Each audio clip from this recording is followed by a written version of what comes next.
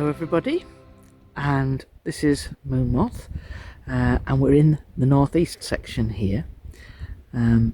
What I wanted to explain was that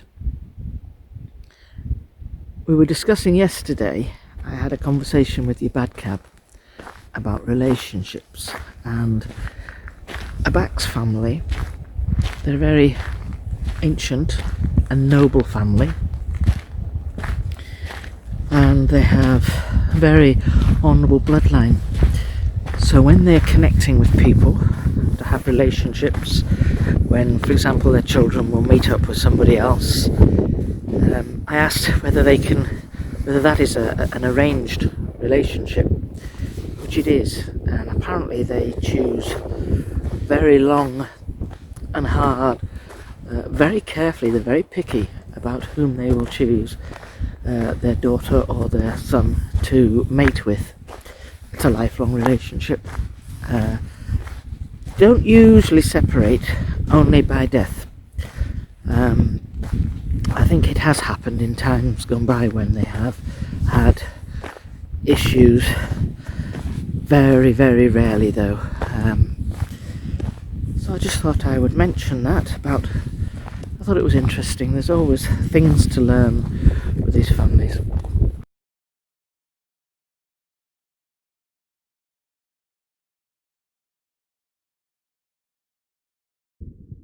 Abaq's family settled in this country about between 500 and 600 years ago, and as you know, they came from Scandinavia, the Lappa area of Finland, and so I asked, was there a particular reason? And I understood that they were here to try and ease passage for people, to bring light amongst people, to help with a situation which was going to be occurring in future years. And it's hard for us to imagine, but they actually see things way in advance, so they could probably tell what the options are going to be for me in another 10 years time or 20 years time. They would already know, given the various variables that might occur, might not occur. So they would know that there would be a dissolution of the monasteries, and there are some amazing monasteries around here. They were built by the Normans 1,000 years ago. Now my father was involved in the restoration of one of those. He was, with two other gentlemen, organised massive fundraising for one of these ancient priories, which was built in 1100, so almost 1,000 years old, and it needed work doing on it, so they had to raise funds or organise various big bodies, political funded groups, to provide the funds to do the restoration. When he had completed that and he retired from helping with the church and things, they presented him with a leather-bound book, and all three of the members of this committee were presented with this book. And in this book, it listed by the Normans, by William the Conqueror, did the doomsday stuff. They listed every nail, every lump of wood, every lump of stone, and the people that actually helped work on that building. So that is in 1100. So 1,000 years old, they'd listed all the people and the families' names who'd helped. And those families, it would say so-and-so was a stonemason, and he did this work, and this is how much he was paid, and this is where he lived, his family home. And then another person would be a carpenter on the carpentry side, and where they lived, and what wood they used, which forest they got their wood from, blah, blah. And those family names that were existing in 1100 still exist to this day in those areas. Their family descendants still exist. So it was interesting. And then of course when Henry VIII came along and decided to have the dissolution of the monasteries, because he couldn't divorce whichever particular flavour of the month he was shacked up with, this family, Abaq's family, were brought across here to help and assist. So I asked where you, when I say assist with the churches and assist with the monasteries, and just assist in making sure there's a balance of life altogether to help people, because the kings of the country were not particularly sweet and generous people. And so I asked how they'd assisted. Did they know the friars and the monks of these monasteries? Which they did. And I'm not saying that Abaq personally did, but his ancestors did. They knew. And I said, did your family break bread with the monks? And they did. They assisted them.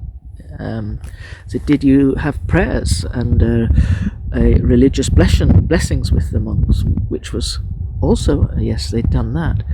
And so we moved on to other things about the family names, and there are some big clan names, just family names. They're not particularly Scottish, but there are clan names. One of them that they worked with and assisted with was the Armstrong clan, and they would have broke bread with them.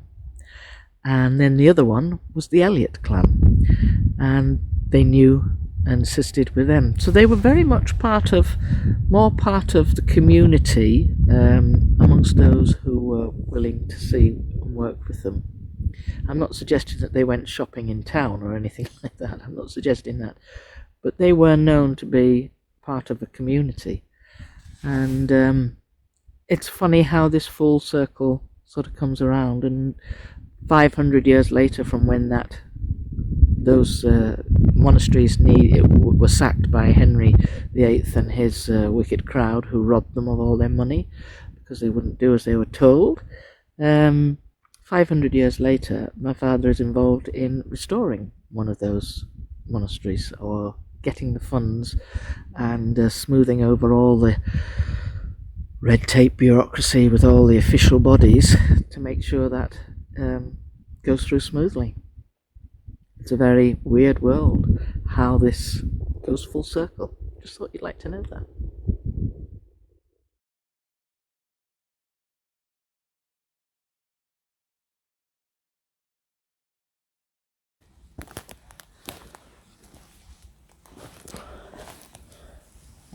It's a different one. Quite high. Right. There are people coming. That's some pain. Don't know how far away they are. And if they have a dog,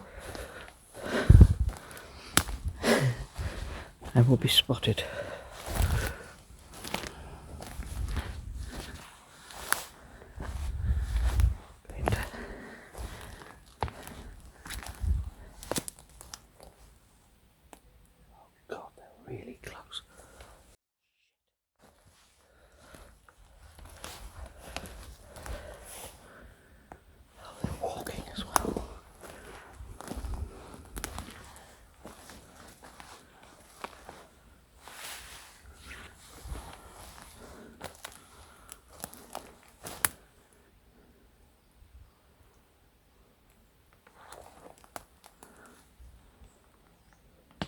Damn, the dog's found me. No, he hasn't.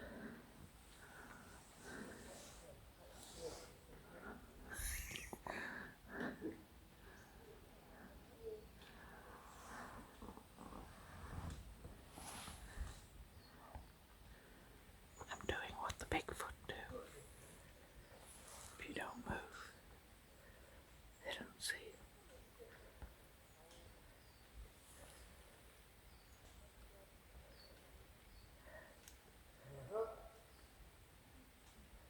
Thank God, the dog is too knackered. The dog's too tired to come this way.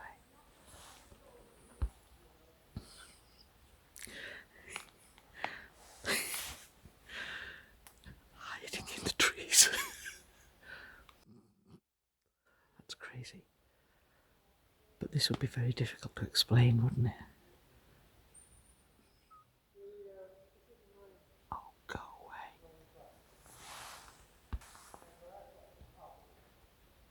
They ought to stop there and have a shout over there.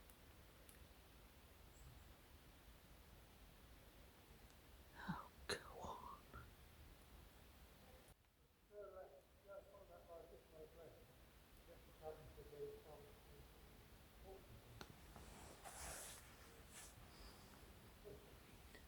can't move. I'm pinned down by people. Go on, move. Shove off.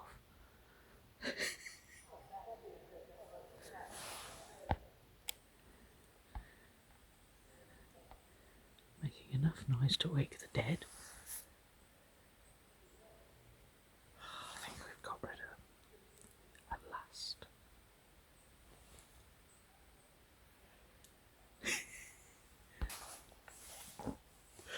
That's terrible. But funny. Hiding in the trees. There's going to be a lair of people hiding. There's me. And there'll be all the Bigfoot people that were saying, she stole our place, we usually stand there.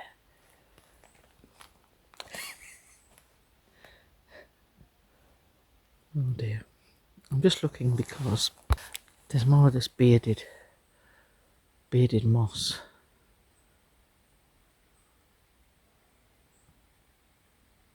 Something is walking towards me that way.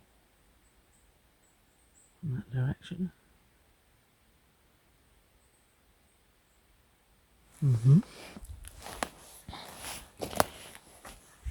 I don't know whether you're able to pick these out, but it is just full of footprints. Do you think we can make our escape, folks?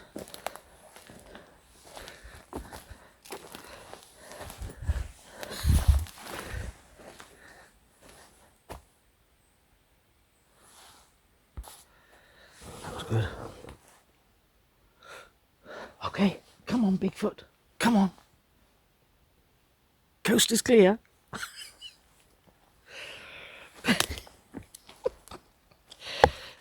I'm just having too much fun.